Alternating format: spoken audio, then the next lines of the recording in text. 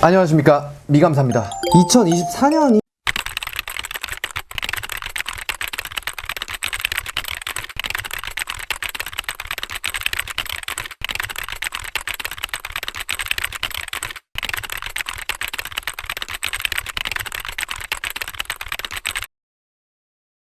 다 지나가고 있습니다. 최근에 청룡영화제가 막을 내렸죠. 박찬욱 감독님의 어쩔 수가 없다가 무려 7관왕을 하면서 좀 납득하기 어렵다는 논란을 일으키긴 했지만 어쨌든 훌륭한 영화이기에 박수를 쳐주고 싶습니다. 최근 일본에서는 일본 실사영화 역대 2위, 무려 22년 만에 춤추는 대수사선 2 레인보우 브릿지를 봉쇄하라 이후 22년 만에 경신한 작품이 등장했습니다. 이 소식이 의미 있는 것은 이 영화의 감독님이 제일동포 출신이기 때문인데요. 바로 이상일 감독님이십니다. 오늘의 영화는 국보입니다. 올해 한국 영화에는 뭐 어쩔 수가 없다가 있었다면 바로 건너편 이웃나라 일본에는 국보가 있습니다. 국보가 뭐죠? 우리나라의 국보 1호 숭례문이죠. 숭례문의 그 국보입니다. 뭔가 오래되고 뭐 시대를 대표하거나 우수하고 예술적인 가치를 지닌 것이죠. 바로 이 영화는 국보에 관한 영화입니다. 바로 일본의 가부키 문화를 다룬 작품입니다. 일본의 전통 연극이죠. 뭐 좀 이렇게 가부키를 잘 모르시는 분들도 많을 것 같고, 저 역시도 가부키에 대해서 그냥 그 단어만 알았지, 어떤 것이다 정도만 알았지 좀 세부적으로는 몰랐습니다. 이 영화에 대한 좀 줄거리를 좀 말하자면 야쿠자의 아들로 자란 주인공 키쿠우가 가부키 명문가에 입문하여 그곳의 적통 후계자인 슌스케와 경쟁하며 수십 년을 거쳐 인간 국보에 이르는 일대기를 그린 드라마입니다. 혈연이 아닌 재능으로 국보가 되는 스토리, 소설 원작이고요. 좀 근데 감이 잘 안 오실 거예요. 그렇습니다. 영화는 일단 3시간이 굉장히 넘을 정도로 상당히 방대해요. 좀 영화가 시간의 예술이라는 또 말이 있는데 이 영화는 일단 영화의 배경인 1964년 나가사키부터 2014년 도쿄에서 끝이 나는 일대기를 그렸습니다. 어쩌면 비슷한 영화로는 모차르트와 살리에르의 경쟁을 다룬 아마데우스, 중국의 경극을 다룬 영화인 패왕별이가 생각이 나는 영화입니다.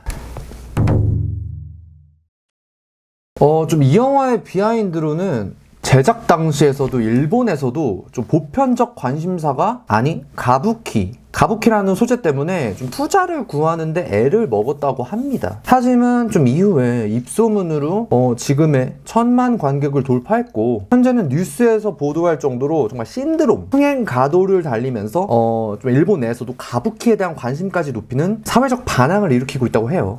저는 근데 이 영화가 좀 예술을 그린 영화라고 생각을 합니다. 좀 예술이란 것이 사실 정의하기 어렵고 그걸 구체적으로 멋있게 표현하기 어렵다고 생각을 해요. 근데 그거를 이 국보라는 영화는 좀 매끄럽게 좀 시각화를 했습니다. 그리고 이 두 작품은 두 인물들의 이야기를 그렸지만 가장 중요한 건 영화의 소재입니다. 가부키인데요.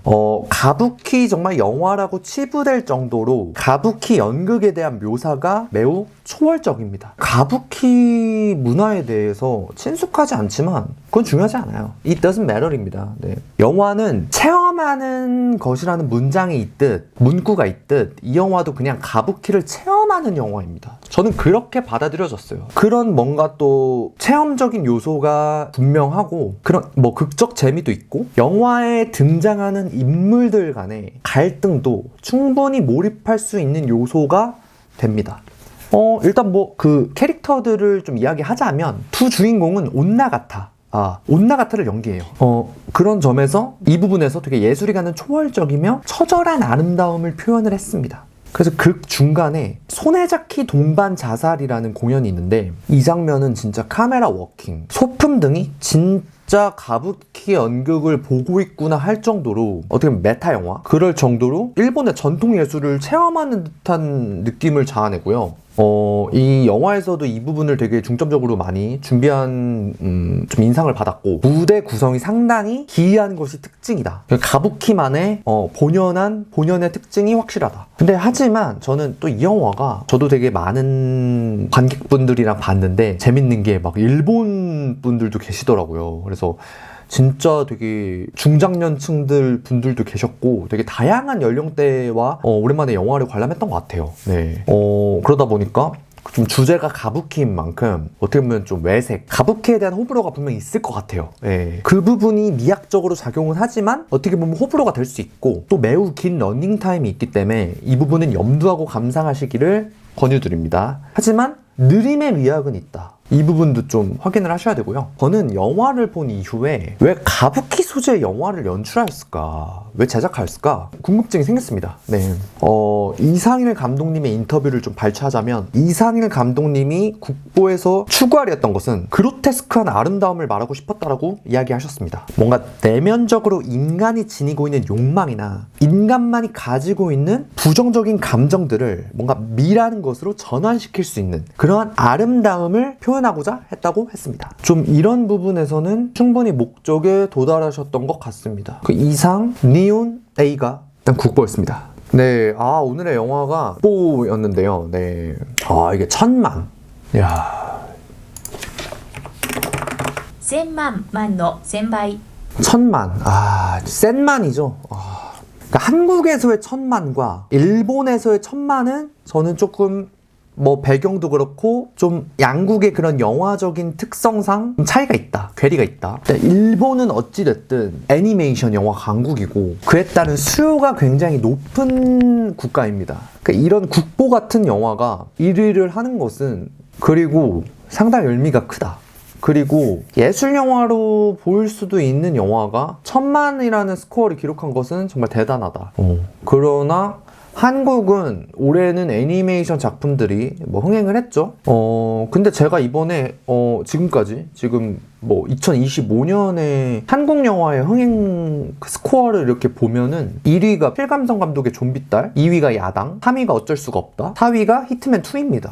네, 흥행하는 영화로만 봐도 작품성 있는 영화가 흥행하는 것보다는 작품성 있는 영화가 흥행하는 것은 아니다라는 것을 좀 명확하게 보여주고 좀 쉬운 영화, 그쵸? 그리고 혹은 입소문 탄 영화만이 극장에서 살아남는 한국 영화의 현 주소이다. 그리고 일본 박스오피스 국보의 흥행은 좀 어떻게 보면 부러우면서도 저는 영화 강국 한국 역시 다양성의 영화가 좀 흥행해야 할 필요가 보인다. 네, 그렇게 생각을 합니다. 네.